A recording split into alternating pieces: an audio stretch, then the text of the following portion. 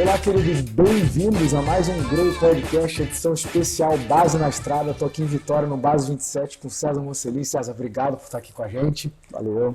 Muito bem-vindo. César Mocelin, que é diretor executivo do grupo Mocelin Engenharia. Vamos bater um papo aqui hoje sobre engenharia, sobre inovação, sobre hubs de conexão, um pouquinho da história do grupo Mocelin. E a gente conseguiu uma agenda, um espacinho na agenda do César para bater esse papo hoje. Você que está aí desse lado e é executivo, você que trabalha com inovação, você que trabalha com engenharia, fica aí que tem bastante coisa. Acompanha a gente no YouTube, no Apple Podcasts, no SoundCloud, no Spotify e vamos começar. César, vamos lá. Primeiro de tudo, eu tive a honra e o prazer de te conhecer aqui no Hub, mas quem está lá provavelmente não te conhece. Quem que é o César e depois quem que é a Mocelin, o Grupo Mocelin? Bom, vamos lá. A história do Grupo Mocelin Engenharia começou em 1986. Né? A Mocelin Engenharia nasceu como construtora e incorporadora. Então, significa que a gente vai desde a concepção do projeto, da prospecção do terreno, né, até toda a fase de obra e entrega da chave para o cliente final. Joia. A Mocelin Engenharia se consolidou em Guarapari, aqui no litoral do Espírito Santo, mas desde 2020 a gente vem, né, com uma expansão da empresa. Eu comecei mesmo na empresa ali no final de 2015, a empresa é mais velha que eu, inclusive, sou da segunda geração. E a partir de 2020 a gente veio mais forte com a expansão da empresa, né? Então, além da marca Mocelin Engenharia, que é uma incorporadora focada no alto padrão, a gente tem também a Ampla Vista Construtora, que é uma marca focada no segmento econômico, né? Hoje o programa Casa Verde e Amarela, provavelmente voltar para ser Minha Casa Minha Vida. Joia. Então a gente tem as duas marcas, né, times separados, operações separadas, né, lógico que com um back-office ali compartilhado, né, sistemas e tal, financeiro. Mas a gente saiu de Guarapari, trouxe um escritório aqui para o Base 27, né, a gente é membro fundador aqui do Base 27, junto com o Terminal, CBL, com as pioneiras aqui, e está aqui também, desde a inauguração do prédio, a gente está com o escritório aqui em Vitória, né, então... Bacana. Hoje a Mocelin Engenharia, com a marca de alto padrão, a gente atua em Guarapari e Vitória, e a Ampla Vista Construtora, a gente está atuando em Cachoeiro de Itapemirim, no sul do estado, com projetos de desenvolvimento em Guarapari e também na Grande Vitória, Serra, Cariacica, Vila Velha. Joia. A empresa é fundada quando? 1986. 1986. Vai fazer 37 anos agora em maio. Bacana, quase 4 décadas de história, né? Mas você falou que recentemente, a partir de 2020, é que entrou numa aceleração de expansão mais forte, né? Dá para dar um spoiler de planos dessa expansão? O que vocês estão olhando para crescimento? Eu sei que isso vai conectar com inovação daqui a pouco como uma propulsora disso aí. Com certeza. A gente já tinha esse plano de expandir pelo Espírito Santo, né, com a operação da construtora, e com a concepção do Base 27, ali no final de 2019, começo de 2020, coincidentemente foi quando eu conheci os fundadores aqui, Francisco e o Wilson. Então isso ajudou muito a gente. A gente de imediato já topou entrar no projeto, no Hub, e também já reservou a sala aqui em Vitória, né? Então ter o escritório aqui em Vitória, aqui no Hub especificamente, né, no prédio do Hub, tem sido muito importante para essa expansão. Com conexões que estão sendo geradas aqui, conexões que estão sendo geradas pelo Base 27. Então a ideia é realmente operar aí nas principais cidades do Espírito Santo, e a ideia é que até 2025 a gente tenha um volume de obras bacanas aí espalhado por essas cidades, né, que eu comentei, indo de Cachoeiro de Itapemirim até a cidade da Serra. Bacana, bacana. Foco exclusivo residencial? Hoje residencial e misto, né? A gente também faz condomínios com residencial e um comercial no térreo, comercial na entrada do condomínio. Tá, entendi. E você estava me contando mais cedo que além das marcas também tem um outro braço ainda dentro do guarda-chuva do grupo. Em 2017 nasceu em 2 participações, que é um veículo de investimento, capital de risco e capital privado, né? Pequeno, familiar, mas a gente já teve, até hoje, em 2023, a gente investiu em 5 startups. Dessas 5, as 3 primeiras já foram vendidas, né? Já tivemos o exit das 3 primeiras ali, bem sucedido, então foi ali uma parte do história. Legal. Não, tem mérito aí. Vamos lá. Bom, agora que o pessoal conhece um pouquinho da Mocelin Engenharia, deve ter gente se perguntando o seguinte, Aires, mas o Grow é um podcast de empreendedorismo e crescimento de negócio, inovação. Pô, a engenharia é um ramo hiper tradicional. Desde que o mundo é mundo, a gente engenha soluções, né? E falando da engenharia civil, não há nada mais tradicional, físico, e que é fácil cair na tentação de achar que o mundo de inovação não tem a ver com isso. Qual que é a relação entre inovação e engenharia? Tem inovação na engenharia? O que se faz de inovação na engenharia? Dá uma visão para a gente. Com certeza tem inovação, tem muita coisa acontecendo, né? Se olhar o cenário mundial, aí tem muitas startups viradas, né, para engenharia, para construção, para o mercado imobiliário.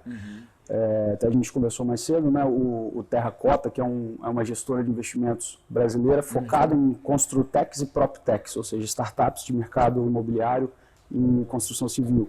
Só em 2022 foram mapeadas mais de 950 startups desse setor no Brasil. Então, assim, tem muita coisa acontecendo, né? A gente precisa estar aberto realmente para a inovação. A inovação numa construtora é um pouco mais complicado, né? Porque quando você pode testar um produto, né, oferecer, voltar, é mais fácil. Agora, se a gente for fazer um teste num prédio, o teste já é o que você vai vender para o cliente no prédio, né? Então fica um pouco mais complicado. Então, assim, as inovações como construção ali mesmo são um pouco mais difíceis, mas existe muita coisa, né? Então, muitas vezes a gente acha que não é possível, mas a resistência está mais na nossa cabeça, ou na cabeça do vendedor, ou na cabeça do cliente, e a gente precisa fazer também um trabalho de educar, né, todos esses stakeholders ali para a gente mostrar que realmente é possível, né, fazer diferente, fazer melhor, fazer com menos impacto social, menos impacto ambiental. Né? Então a gente tem hoje muitas iniciativas e consegue se inovar. E também a gente tem que lembrar assim, que inovação não é só impressora 3D, imprimir um casa na Lua, né? Fazendo teste para imprimir em Marte. A inovação é resolver problema e gerar resultado, né? Através de mudanças. Então a gente tem que estar sempre disposto a mudar. Tem uns exemplos, para quem não conhece, não está conseguindo enxergar, tem alguns exemplos de inovação assim, pragmática mesmo na engenharia que vocês ou estão envolvidos ou conhecem? A gente faz uma série de testes, assim, então, por exemplo, métodos construtivos que a gente considera um pouco mais inovadores ou que às vezes os clientes têm alguma resistência cultural. A gente, por exemplo, pega um condomínio e ao invés de construir um condomínio inteiro lá de 300 apartamentos nesse sistema, a gente pega e faz um anexo, faz uma parte da área de lazer com aquele sistema para ficar ali construído, pronto, passar um tempo, né, estar em uso, ver se o negócio vai ter uma aceitação boa, se o sistema vai ter uma aceitação boa. Então, isso são algumas coisas que a gente tem feito, né? Às vezes, uma área de lazer de uma torre, a gente usa um sistema construtivo diferente, né? Eu fiz Turmalina lá no centro de Guarapari, a gente usou roof deck, que é um sistema de fechamento leve, com performance térmica, acústica e tal, estrutura metálica, algumas coisas que não são muito usuais. Foi feito na área de lazer e hoje está, assim, não perde nada para a construção tradicional, só tem, na verdade, benefícios. Né? E na obra de Cachoeiro também a gente está fazendo ali uma parte da área de lazer no sistema de EPS com concreto e tal, que é algo também mais diferente, mas é mais fácil esse teste, né? Se der algum problema a gente consegue corrigir, mas acredito que vai ser bem tranquilo ao teste. Então pelo que você está falando, assim, tem inovações tanto nos métodos de construir, controlar, planejar e executar, tem inovação nos materiais, tem inovações que vão tocar diretamente o cliente final, porque tem a ver com o conforto térmico dele, tem a ver, de repente, com a acústica, né? Muita coisa também no uso, né, de automação residencial, isso também já está vindo com tudo, já né? É bem forte, já tem bastante empresa grande, já consolidada, tem empresa capixaba, por exemplo, que faz soluções de inovação e soluções de ferramentas, às vezes, de venda, de atendimento, uma forma de um portal, né, de cliente algo mais automatizado, são todas as coisas que a gente está investindo ali também para sempre facilitar a vida do cliente. Bacana se tocar nisso, porque assim, tem a inovação que toca o produto central, né, toca a tua construção, mas tem inovação no entorno, né, ou seja, a maneira como eu vendo, a maneira como eu capto o cliente, a maneira como eu me relaciono com esse cliente, no antes, durante e depois. E acho que esse é um recado para todo mundo que está aí, independente do segmento, de que a inovação não necessariamente vai acontecer sempre no seu produto, tornando o produto melhor. Isso é bom, mas tem todo o entorno ali, a maneira como você contabiliza, vende, ganha, se relaciona, se comunica, tudo pode ser inovado, né? E eu queria voltar num ponto que você tocou, que tem a ver com a mentalidade. Você falou, cara, tem que fazer uma certa educação, né, dos stakeholders envolvidos. E muitas vezes você falou assim, começa na nossa cabeça. Engenharia, como a gente falou, é um mercado dito tradicional, né? Ele pode receber esse título, né? Por ser antigo, etc. e tal. E ele guarda muitas relações com outros mercados tradicionais, direito, por exemplo. E aí tem gente que diz o seguinte, em mercado muito tradicional é muito difícil inovar, porque a cabeça das pessoas já está muito assentada com aquelas mesmas ideias, aquele jeito de fazer. eu sou do cara que vejo o copinho de café meio cheio, de que, cara, é justamente no mercado desse, onde todo mundo está olhando para um lado só, que deve ter um monte de oportunidade. Como é que essa faca de dois gumes tem um pouco de dificuldade, né? Porque deve ter algumas mentes já muito fechadas ou tradicionais, mas isso também abre um pouco de espaço, porque nem todo mundo está olhando algumas coisas. Como é que é isso na engenharia?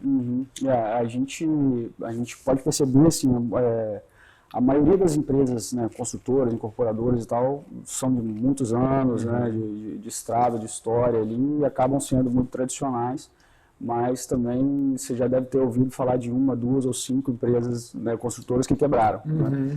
Então é muito comum, né, porque às vezes a gente não presta atenção no fluxo de caixa, não presta atenção em algumas coisas básicas, se empolga com o crescimento, mas o mercado imobiliário é cíclico, então a gente tem que estar sempre preparado. Então, assim, é realmente um equilíbrio, né? É entender o que é ter aquela ambidestria, né? De entender o que é o presente, o que a gente precisa fazer, manter a geração de caixa, manter a empresa saudável, e entender o que a gente pode testar, olhar para o futuro e realmente inovar. E acho que inovação hoje não é mais opcional, né? É obrigatório se você quer sobreviver. Então, que seja assim, em poucos detalhes, né? Aos poucos, mas a gente tem que ir inovando, tanto no método construtivo quanto na parte de vendas, na operação ali do imóvel, no uso pós-entrega, né, das chaves também. Isso é muito importante. Então, a lição é que tem que ter alguém dentro da empresa pensando nisso. Aí depende da velocidade, né, mas está fazendo alguma coisa. Se a cabeça dos líderes, né, ou dos donos da empresa não for voltada para a inovação, vai ser muito difícil essa empresa ser inovadora. Né? Então, isso é bem importante aqui no Base 27, por exemplo, a gente vê os donos das empresas bem envolvidos aqui, e sempre, né, patrocinando assim, os times para realmente trazerem ideias, né, e inovarem dentro das empresas. Isso é fundamental. Cara, excelente você trazer isso. Assim, eu tenho a honra e a sorte de entrevistar um monte de gente bacana e alguns viram clientes, alguns são mentorados, líderes de empresas como você. Mas essa é uma sorte que nem toda empresa tem. E eu já teve gente sentado aqui, batendo papo comigo, que teve que ser acordado pelo seu próprio time, ou seja, que a inovação não começou sendo puxada e patrocinada por ele. Lembrando só um parênteses que patrocinar não quer dizer não só necessariamente patrocinar financeiramente, é patrocinar moralmente, né? Dizer, olha, temos que ir por ali. Muitas vezes o executivo não vai ser o primeiro a acordar, alguém do time acordou antes.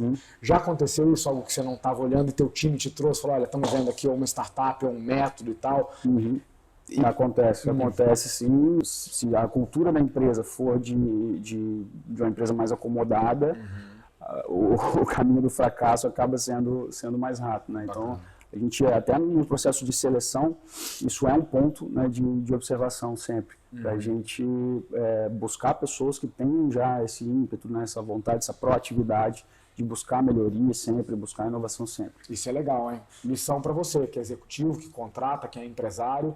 Você ter no seu time gente que vai buscar coisas que você não conhece, ou seja, o papel deles não é obedecer suas ordens no seu direcionamento. Exatamente. Por melhor que você como empresário executivo seja, você tem uma limitação, você só tem a sua bagagem, só tem os seus olhares para o mundo. Nosso tempo é finito, né? A nossa atenção também não dá para sair em todos os pontos. Então ter alguém no time que te provoca, que traz novidades, que troca, é muito benéfico, né? Bacana. Eu queria voltar no ponto das investidas, né? Esse é um cenário bastante comum, grandes empresas, grandes players dedicarem ali um pequeno braço, um pouco do seu recurso, tanto financeiro quanto das suas mentes, para olhar outras oportunidades fora do negócio central, coisas que às vezes têm ou não alguma sinergia e tal. Como é que foi isso para vocês? É recente, não é? Não sei se dá para falar um pouquinho das investidas.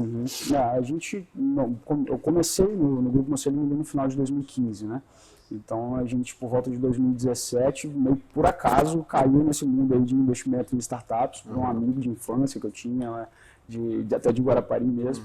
E ele fundou 2 das empresas, das startups que acho que fizeram mais sucesso aqui no Espírito Santo, assim, ficaram muito visíveis, né? Uma loja autônoma, chama Zite, e a Chip Delivery, que depois foi comprada pela Americanas. Então, tiveram muita visibilidade, assim, é lógico que a gente tem grandes empresas aqui, né, como Pictet, Wine e tal, mas essas 2 ali tiveram um sex appeal bacana. Claro. E aí a gente, por proximidade realmente ali do Rodrigo, a gente foi o primeiro investidor anjo, né, nessas 2 empresas. Então foi uma jornada bacana, a gente começou totalmente por acaso, sem saber exatamente o que estava fazendo ali, né? arriscando um patrimônio lá da família, mas graças a Deus deu certo, tivemos um retorno, foi bem bacana. Mas super estourou, né? Cresceu muito bem, foi bem legal, foi adquirida. E a terceira investida, aí já foi por envolvimento, né, com redes de investimento anjo, né, os primórdios lá do que se tornou o Terracota, né, existia o Construtech Angels, uma rede ali de anjos e tal. Então, uma dessas startups que apresentou ali para o pitch, que ninguém investiu, me chamou a atenção, apresentei para o gerente comercial na época, a gente gostou realmente do modelo de negócio e aí consegui formar um grupo anjo aqui com mais 2 empresários do Espírito Santo. A gente fez um pequeno grupo, fez o primeiro aporte, o primeiro investimento nessa empresa, também com questão de 1 ano e meio. Ela se fundiu com uma grande empresa aqui nacional, que já tinha recebido um investimento internacional e tal. Então a gente também teve essa saída ali com um retorno muito positivo, muito bacana. E essa terceira já era voltada para o mercado imobiliário, né? Era bem focada na parte de CRM, de vendas ali. Que também é bem tradicional e também tem bastante espaço para inovar, né? Também tem bastante espaço para inovar, né? A gente vê muitos corretores de imóveis, mas são poucos que são realmente preparados, né, para a profissão. Então, quando a gente tem os parceiros que são realmente bem preparados, é muito bacana, é muito positivo para o negócio, né? A coisa flui e tal, mas infelizmente a gente ainda tem muita gente pouco preparada. Do mesmo jeito também tem muitos consultores despreparados, né? Lógico que não estou falando mal da profissão. Não é de um segmento exclusividade. Não é exclusividade do segmento, né? Mas como a gente tem um setor muito tradicional, a gente precisa de ferramentas tecnológicas para o construtor e precisa de ferramentas tecnológicas para o corretor. Então, o corretor que sabe aproveitar essas ferramentas, com certeza tem uma performance de vendas muito maior do que o que não usa. Porque, no fim das contas, vocês estão na mesma cadeia, né? Porque tudo que alguém constrói, alguém vai ter que vender depois. Não adianta fazer uma super obra se não for vendido. Né? E também não adianta vender e não entregar. Então, um depende do outro ali, mas com certeza de suma importância ali a parte do corretor de imóveis. Bacana você ter falado, eu também, né, bem visto em startups, hoje estou com mais de 30 investidas no mundo, e eu gostei que você falou o seguinte, as primeiras, você vai bem no escuro, né? Você até falou que não sabia direito o que estava fazendo, e é legal esse nível de transparência e de modéstia, porque de fato, né, quando a gente começa, que bom que deu certo, mas você vai reconhecer que tinha muito então, provavelmente seu maior mérito foi ter apostado na pessoa certa, mas de resto, né? Agora, na terceira, já foi um negócio mais estruturado, você já sabia um pouco do que estavam fazendo, já tinham feito investimento, então tem uma curva de maturidade, né? Eu também pegar minhas primeiras investidas, algumas deram errado, outras certo, mas eu também ponho mais na conta da sorte do que do mérito. Dali para frente você vai aprendendo. Tentar fazer um paralelo com inovação dentro de uma empresa. Dá para começar a inovar, assim, com uma cabeça de evitar o erro, ter certeza que vai dar certo? Dá para começar a inovar com medo ou tem que se desapegar um pouquinho e saber que faz parte do processo? Bom, a gente tem que ter um equilíbrio aí, né? Porque enquanto empresa de engenharia, algo mal calculado, por exemplo, numa obra, a gente está colocando vidas em risco. Claro, tem então, responsabilidade aí. Tem coisa ali que a gente não pode simplesmente ousar e arriscar. Né? Algumas coisas tem que ser mais conservador, no dimensionamento de estrutura, algumas coisas aí, lógico que a gente tem que ser muito responsável, né? Mas uma coisa é você ousar, outra coisa é você ser displicente. Então, não tem espaço para ser displicente. Boa. Agora, o inovar em qualquer área da empresa, se você tiver medo de errar, você não vai fazer nada diferente, né? Então, a gente tem sim que estimular as pessoas a fazerem diferente. Alguma coisa vai dar errado, alguma coisa vai deixar algum cliente ali insatisfeito em algum momento. Já aconteceu, a gente fazer testes ali, que, né, até de mão de obra diferente, algum produto diferente, que dá errado, a gente tem que ir lá corrigir depois. Mas, lógico, sempre calculado ali dentro, né, de uma margem. De uma margem ali do que a gente pode errar sem colocar ninguém em risco. Claro. Né? Então, fica a lição aí, para você que atua em qualquer outro mercado, né, a inovação ela é um equilíbrio, né, entre ousadia e responsabilidade, né? Coisas que vão ou colocar em risco seus clientes ou botar em risco a própria marca, né? Devem ser cuidadosamente pensadas. Em outras, vamos dar uma margem para o erro e gerenciar eles se acontecer. Né? E lembrar que inovar é resolver problema, né? Se não tiver problema para ser resolvido, essa inovação não vai ter valor. Então a gente precisa estar resolvendo, precisa estar gerando resultado. Esse é um erro comum, né, cara? As empresas que querem entrar nessa de inovação começarem com sei lá, fazer a solução para depois e procurar o problema. Tem uma solução aqui, inventei um software e tal, e não tem um problema para resolver aquilo ali. Como é que foge disso, cara, na tua visão?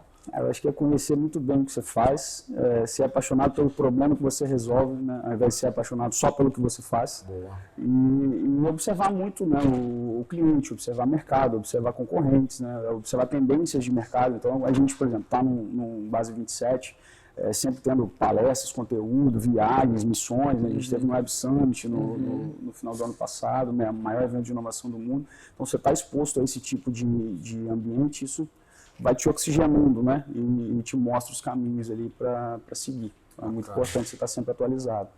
Curti, vamos explorar isso aí, puxando um pouquinho agora para o Base, né? A gente está fazendo esse podcast aqui, é uma edição especial em parceria com o Base 27, estamos aqui no Base 27, em Vitória, e aí você falou, olha, tem aí quase 1000 Construtecs e PropTechs, né, empresas inovadoras de base tecnológica voltadas a essa área, e que se conectam a milhares de players que já existem no mercado. Mas eu imagino que parte dessa mágica acontece quando essa galera se conecta, né? E o Hub tem uma proposta disso, né? De conexão, de estar perto ou junto de outros players. Você comentou brevemente que vocês estão envolvidos na criação aqui do Hub. Conta um pouquinho dessa história, principalmente para frente. Depois que vocês vieram para cá, o que aconteceu, que benefícios tem estar num lugar como esse? Porque tem um investimento, não só financeiro, como de energia, né? E eu às vezes escuto isso das empresas, cara, não temos tempo para isso agora, não é nem uma questão financeira, não temos tempo, não temos foco, não tem alguém para cuidar disso, deixa eu continuar fazendo do jeito que eu estou fazendo aqui. E às vezes é difícil para a gente argumentar qual que é esse capital que você está deixando na mesa ao não se conectar. Então, na sua visão, como é que foi essa vinda para cá e o que vocês escolheram de estar em ambientes como esse aqui? Tá, legal. Só fazendo uma fala do tempo aí, né? Porque eu acho que é a mesma coisa da saúde, né? Quem não tem tempo para cuidar da saúde vai ter que ter tempo para cuidar da doença depois. Boa! Então, se a gente não tiver tempo para olhar para a inovação, a gente vai ter que ter tempo para salvar a empresa depois, na hora que o negócio estiver indo ladeira abaixo, e pode ser que não dê tempo mais de salvar. Então, não é mais opcional. Né, a atenção ali à inovação. E tá aqui no Base 27, assim, eu acho que eu considero a Mosselim um case aqui do Base 27 de como o Hub ajudou. Né? Eu tive o privilégio de conhecer o Francisco, né, fundador da Terminal, foi o primeiro presidente aqui do Base 27, e o Wilson, né, também fundador aqui, fundador da CBL, da NASCAR. Aliás, fundador de um monte de coisa. 300 sócios. Então, os dois, assim, considero meus principais mentores hoje, são pessoas que me ajudaram muito, me ajudam muito, e estão sendo fundamentais nessa jornada aqui da Mosselim. Né? Então, a gente está aqui desde o começo, eles entenderam muito no exemplo lá de Santa Catarina, né, porque a CAT criou lá, a Associação Catarinense de Tecnologia, que isso era realmente necessário e precisava acontecer aqui no Espírito Santo, né? Até para diversificar um pouco mais a matriz econômica aqui, né? Trazer mais essa parte de inovação, mais empresas de tecnologia e tal. Então, enxerguei que isso seria o ambiente ideal para a gente para a gente desembarcar em Vitória e para a gente fazer essa expansão. Então, é algo que realmente precisa dedicação de tempo, né? Precisa de dedicação de recursos. Tem que investir para colher. Tem que investir para colher. Então, a gente começou ali no comecinho de 2020, estruturando o Hub, estruturando a gestão. Foi bem no começo da pandemia, então foi tudo online. Né? A inauguração do Hub no meio de 2020 foi online e só teve a inauguração desse espaço físico aqui no meio de 2021. Então, foi um ano totalmente online, né? E assim, a gente estando aqui desde o começo, foi muito legal de ver o envolvimento das empresas, ver como que as empresas foram mudando também ao longo do tempo, ver como que algumas também não se atentaram porque estava acontecendo e acabaram até saindo do Base 27, acontece também. Né? Mas se eu pegar, por exemplo, o exemplo da Fortes Engenharia, né, uma treinadora aqui do Hub, o que eles criaram, assim, em coisa de um ano, entrou gestão de inovação, entrou um programa de inovação, criaram um monte de coisa, estão fazendo uma revolução lá numa empresa que é uma empresa de engenharia tradicional e tudo mais. Então, tem sim muito espaço para inovar ali na engenharia, né? E a gente estando aqui, eu acho que essa parte das conexões é o que eu vejo de mais importante, né? O Hub também traz conhecimento, traz palestras, traz conteúdo, isso ajuda muito também. A gente consegue, né, envolver colaboradores, a gente mesmo aprender, mas a parte das conexões, com certeza, para mim é o principal pilar, né? Que aqui, não só está aqui fisicamente, mas nos eventos de conexão também entre os mantenedores, dos mantenedores com startups, dos mantenedores com empresas externas. Isso tem sido muito valioso para a gente. Bacana você falar isso, porque muita gente acredita que o valor de um player como o Base 27 está no espaço físico, e não é. Né? Não é. Ele é uma comunidade que, embora tenha um espaço físico que abriga, não depende disso. Tanto que ele operou o primeiro ano e meio de vida todo online. Né?